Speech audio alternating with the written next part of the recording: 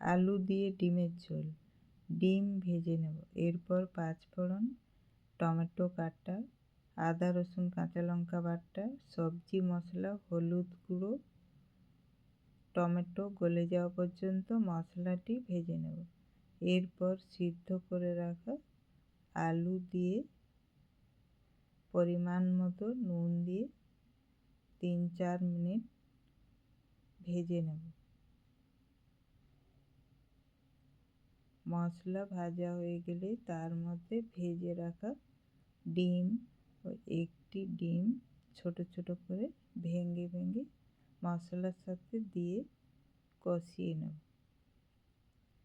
এরপর জল দিয়ে নেড়ে চেড়ে কিছুক্ষণ ফুটিয়ে নেব।